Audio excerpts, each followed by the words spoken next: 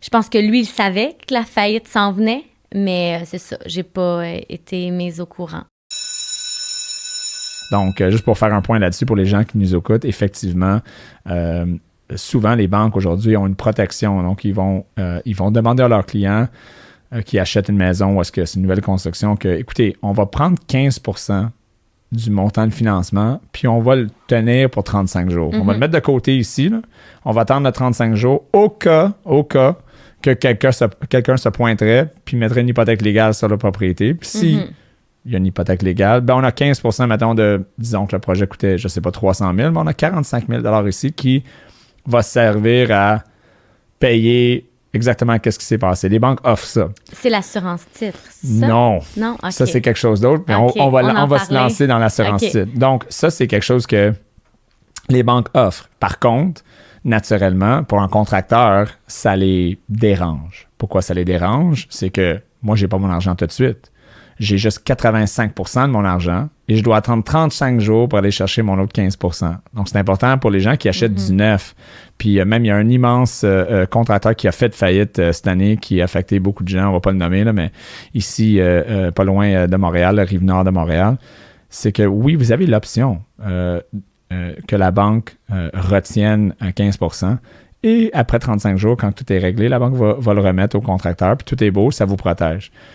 Par contre, souvent les contracteurs vont dire non, j'accepte pas ton financement, je n'accepte pas ça, je veux être payé à 100% immédiatement. Donc, moi, j'ai des banquiers que je suis accrédité qui vont me permettre d'être payé directement. Donc, qu'est-ce qui arrive quand tu es accrédité, pour que les gens sachent, c'est que la banque va, à cause qu'ils ont regardé tes états financiers, t'ont accrédité comme contracteur, donner tout l'argent tout de suite, puis tout est beau. Le problème, c'est que l'accréditation arrive souvent une fois. Puis là, ça fait quelques années, c'est pas toujours refait nécessairement. Il n'y a pas toujours les vérifications annuelles qui devraient être faites. Et là, qu'est-ce qu'il y a, c'est que peut-être le contracteur est dans un problème financier. Ton exemple. Donc, ça aurait pu, si tu aurais su que, mettons, on a deux options de financement, il y a le 100%, mais aussi le 15% de retenue, c'est possible que tu dirais, ben pas de problème, mettez-moi le 15% de côté, c'est mieux, puis je vais m'assurer qu'il n'y a pas d'hypothèque légale. Il y a beaucoup de gens qui ne savent pas ça, parce que là, ils se font dire par le contracteur, non, si tu fais ça, moi, je te construis pas ta maison. Ouais.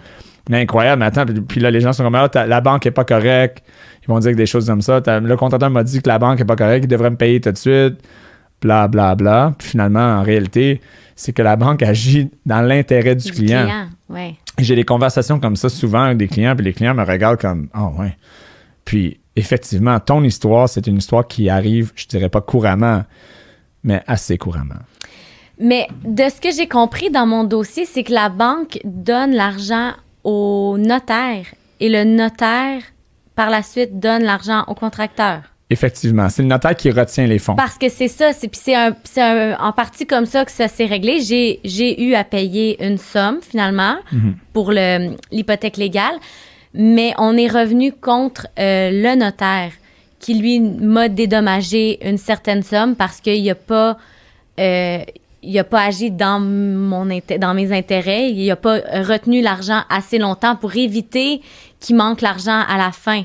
Ah, donc ça, c'est le détail additionnel. Donc peut-être dans ce cas-ci, la banque avait instruit le notaire pour dire, notaire, gardez-moi le 15% de côté, comme je viens juste de mentionner, mais le notaire n'a simplement pas écouté les instructions et a donné l'argent immédiatement. Donc là, on rentre dans les responsabilités des professionnels dans le dossier.